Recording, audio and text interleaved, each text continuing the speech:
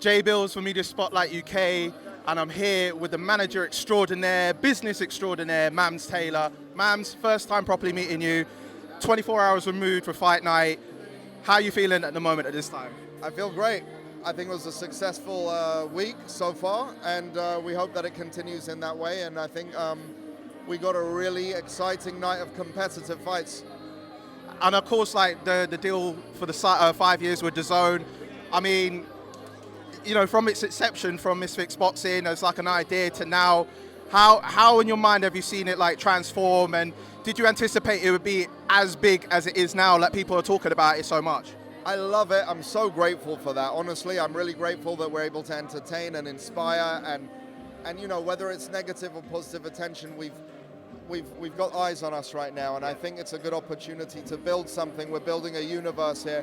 We've got 5 years in which to expand into hopefully 10, 20, 30 and beyond, you know? So we've got big goals and big aspirations, and we work really hard, and we provide a space for these guys who are who have influence and following in whatever field they're in, and that's what the crossover boxing entertainment space is about. So I can't say I have expectations of anything. I just put my head down, do the work, and whatever's out of my control, I let it manifest, you know?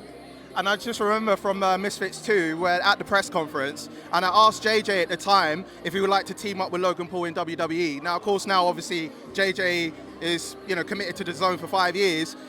Is that something, you know, crossovers, like, you know, wrestlers potentially coming into this sort of zone? Is that kind of an idea? Absolutely. Any walk of life. If you're a master gardener, you're a retired MMA fighter, you want to come back, you've got the itch. Even boxers. Yeah. That's actually most of my messages about Misfits come from boxers and MMA guys.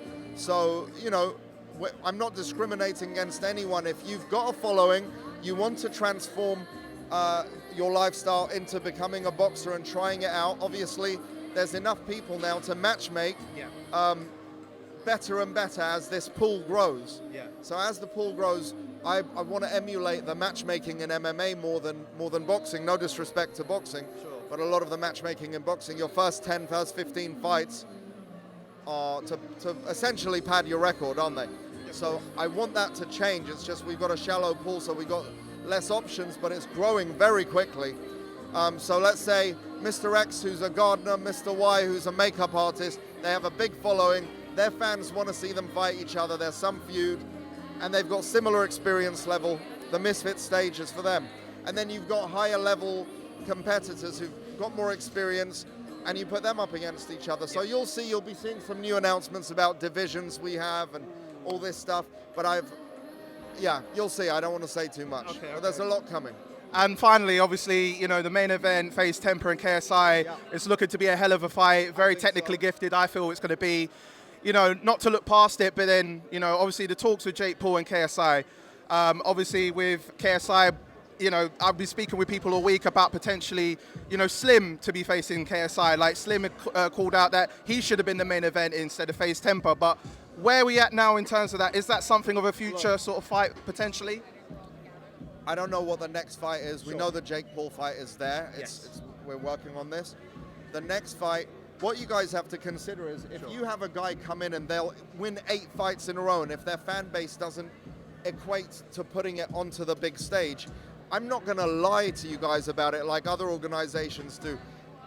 Even my ranking system is not just based on winning and fighting ability, it's also based on your draw and your, I hate this word, but your clout. Star power. Yes, your star power. It matters. Yeah. It matters. That's what Misfits is about. So do you want me to say, like, pretend otherwise and try and mask it? No. If your star power is there and it makes sense, because it's not just me and KSI who care mostly about legacy and entertaining people. It's also partners who want things to make financial sense. At that level of KSI, there's a lot more complications than just saying, all right, fight this guy, fight that guy, because you only have a finite amount of fights to put on. So you want to make sure it checks all the boxes.